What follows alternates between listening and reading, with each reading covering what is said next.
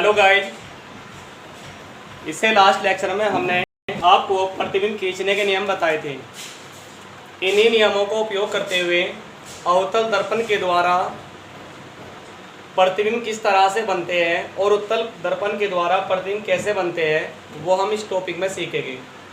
सबसे पहले हम बात करेंगे अवतल दर्पण से बने प्रतिबिंब की स्थिति।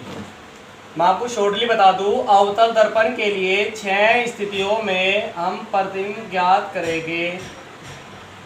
यह आपका ध्रुव हो गया, यह आपका फोकस हो गया। 2 गुना दूरी पर वक्रता केंद्र होता है। सबसे पहली स्थिति होगी कि वस्तु अनंत पर हो। दूसरी स्थिति होगी वस्तु सी से आगे हो। तीसरी स्थिति होगी वस्तु सी पर हो। चौथी स्थिति होगी वस्तु सी और एफ के बीच में हो। पांचवी स्थिति होगी वस्तु एफ पर हो। छठी स्थिति होगी वस्तु एफ के और पी के बीच में हो। अवतल दर्पण के लिए इन 6 स्थितियों में हमें ज्ञात करना है। सबसे पहले हम बात करते हैं कि जब वस्तु अनंत पर हो। ये मैंने अवतल दर्पण बनाया हुआ है, इसकी मुख्य अक्ष ले लेंगे। ये ध्रुव हो गया आपका। वस्तु को अनंत पर ले लिया। पहली स्थिति में अनंत पर जब भी वस्तु होगी तो वहां से 2 समांतर किरणें आएगी। नियम हमने आपको पढ़ा रखे हैं। जो भी किरण समांतर आती है परावर्तन के बाद फोकस पर जाएगी। इसी तरह नीचे वाली किरण समांतर आ रही है, परावर्तन के बाद फोकस पर जाएगी। आपका जो प्रतिबिंब बनेगा वो फोकस पर बनेगा। प्रत्येक प्रतिबिंब के बारे में आपको 3 बातें पता होनी चाहिए कि प्रतिबिंब कहाँ बना है, वस्तु कहाँ पर है तो प्रतिबिंब कहाँ बना है, यानी कि उसकी स्थिति। तो कहाँ पर बना है बताइए? फोकस पर। दूसरा, उसका आकार क्या है? तो ये लिखेंगे वस्तु से बहुत छोटा, बहुत छोटा फिलहाल बना है। तीसरा, प्रकृति। अगर प्रकाश किरणें वास्तव में मिलेगी तो वास्तविक प्रतिबिंब बनेगा, और प्रकाश किरणें आभासी मिलेगी डॉटेड तो आभासी प्रतिबिंब बनेगा। दूसरी स्थिति होती है कि जब वस्तु सी से आगे स्थित हो। अवतल दर्पण के लिए बात कर रहे हैं तो हमने दर्पण बना लिया। यह आपका अवतल दर्पण हो गया। ये मुख्य अक्ष होगी। वस्तु को सी से कुछ आगे रख दीजिए। मान लीजिए वस्तु यहाँ पर रख दिया हमने। वस्तु का नाम देंगे यहाँ पर हम ओ डैश। एक तो हमेशा समांतर किरण जाएगी। जो समांतर जाती है वो फोकस से होकर के जाएगी।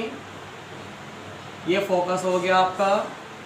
दूसरी, प्रकाश किरण जो भी वस्तु से आगे हो, फिलहाल वक्रता केंद्र है तो उससे होकर जाएगी। जो भी प्रकाश किरण वक्रता केंद्र से जाती है उसी मार्ग से वापस लौट जाएगी। ये सी हो गया। जहाँ पर दोनों किरणें एक दूसरे को काट देगी वहाँ पर प्रतिबिंब बनता है। ऊपर से लंब गिरा दीजिए। प्रतिबिंब का नाम रखेंगे आई डैश। 3 बातें यहाँ पर आपको पता लगानी है। पहला, उसकी स्थिति। जैसा कि हम देख रहे हैं स्थिति बन रही है एफ के और सी के बीच में, एफ व सी के बीच। दूसरा, उसका आकार आपको दिखाई भी दे रहा होगा, वस्तु से छोटा बन रहा है। तीसरा, उसकी प्रकृति। ये भी आपको पता लग रहा होगा, वास्तव में काट रही है, इसलिए प्रतिबिंब जो बनेगा आपका वो वास्तविक बनेगा। तीसरी स्थिति की हम बात करें तो वो होगी कि जब वस्तु सी पर हो। जब वस्तु सी पर स्थित हो।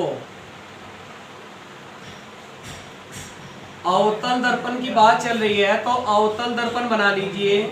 ये बना लिया। मुख्य अक्ष ले लेंगे। वस्तु को सी पर ही रख देंगे।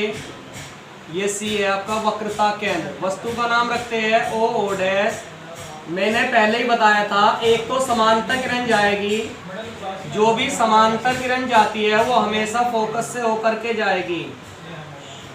दूसरा, जो भी वस्तु से आगे होगा, सी के ऊपर तो वस्तु आ गई, तो वस्तु से आगे क्या बचा, एफ, फोकस पर गिरेगी और जो भी प्रकाश किरण फोकस पर आपतित होती है वो मुख्य अक्ष के समांतर हो जाती है। इस तरह से ये यहाँ आएगी, समांतर हो जाएगी। दोनों किरणें जहां भी काट देगी उन्हें मिला लेंगे पॉइंट को और लंब गिरा देंगे। तो आप देखिए जो लंब गिरा है आई डैश, जिसे हम प्रतिबिंब कहेंगे, ये भी सी के नीचे है। तो तीन बातें आपको बतानी है। स्थिति में आप देखिए चित्र में क्लियर हो रहा है, वस्तु भी सी पर रखी है, प्रतिबिंब भी कहाँ बना है, सी पर, तो यहाँ लिख देंगे सी पर। दूसरा आकार, जैसा कि आपको चित्र में दिखाई दे रहा है, जितनी बड़ी वस्तु है उतने ही बड़ा प्रतिबिंब बन रहा है, तो हम लिख देंगे समान आकार बन रहा है। तीसरा प्रकृति, ओबियसली आपको पता लग गया होगा कि इसकी जो प्रकृति होगी वो वास्तविक होगी भाई। 3 पॉइंट क्लियर हुए। चौथा जो आपका पॉइंट है, वस्तु सी व एफ के बीच स्थित हो, सी के और एफ के बीच होनी चाहिए भाई। बात चल रही है अवतल दर्पण की, तो दर्पण बना लेंगे। अवतल, ये इसकी मुख्य अक्ष ले लीजिए। वस्तु को रखना है सी के और एफ के बीच में, ये रख दी मैंने यहाँ पर। वस्तु का नाम रख देंगे ओ डैश। एक तो समांतर किरण लेंगे, जो भी समांतर किरण जाएगी वो हमेशा फोकस से होके जाएगी। दूसरी प्रकाश किरण को फोकस पर गिरा देंगे, जो भी प्रकाश किरण फोकस पर आपतित होती है वो परावर्तन के बाद समांतर हो जाएगी।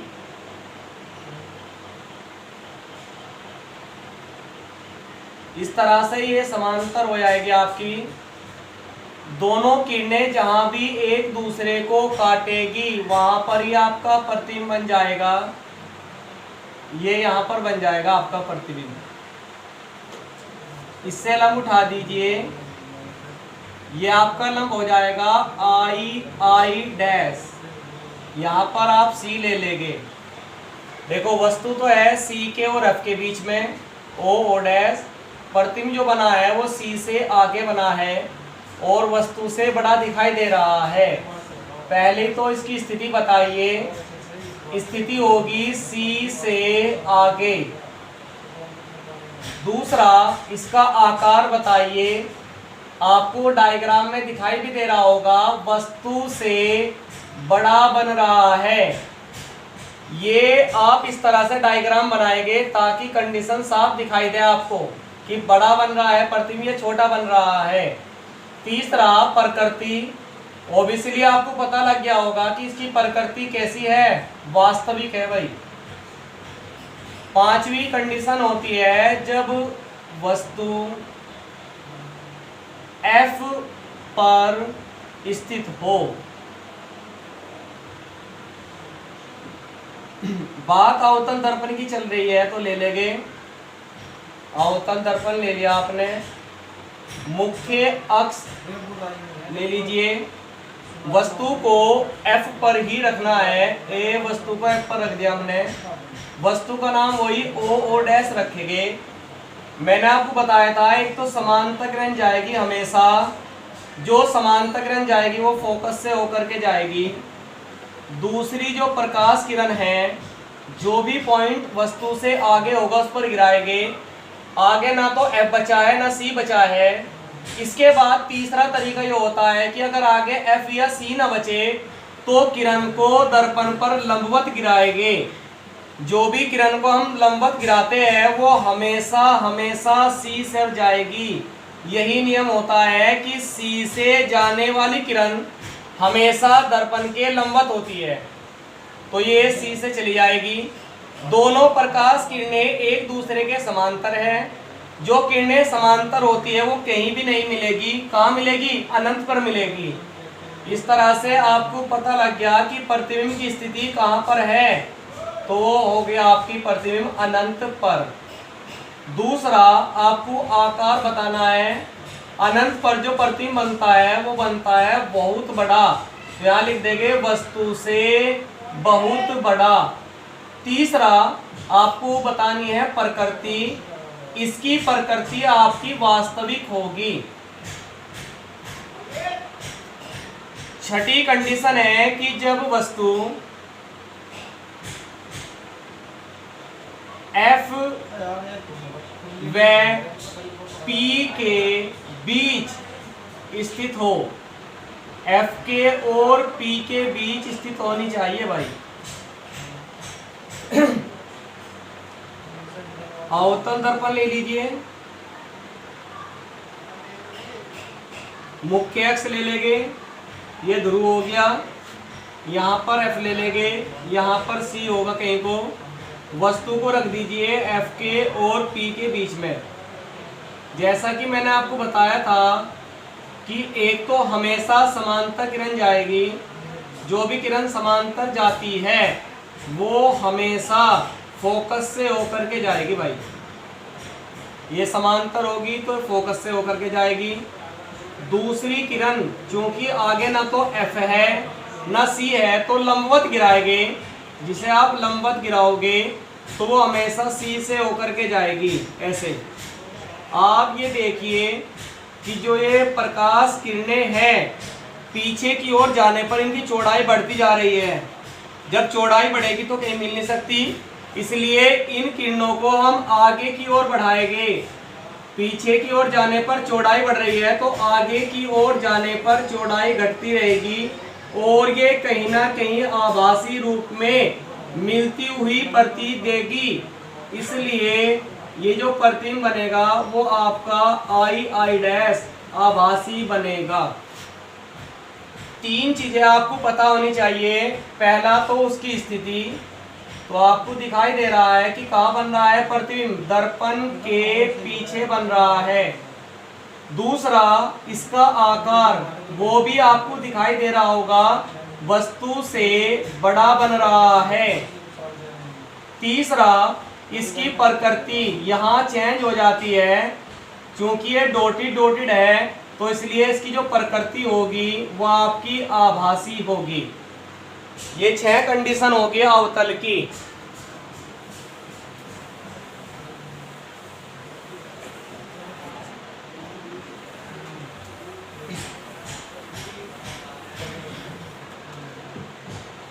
नेक्स्ट में हम बात करेंगे उत्तल दर्पण द्वारा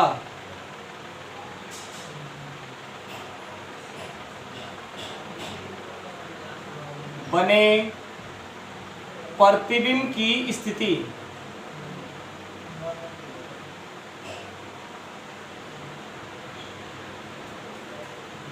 उत्तल के द्वारा केवल 2 स्थितियों में प्रतिबिंब बनता है। अवतल के द्वारा 6 में बनता है, उत्तल के द्वारा केवल 2 स्थितियों बनेगा। एक तो जब वस्तु अनंत पर हो, देखिए ये उत्तल दर्पण है,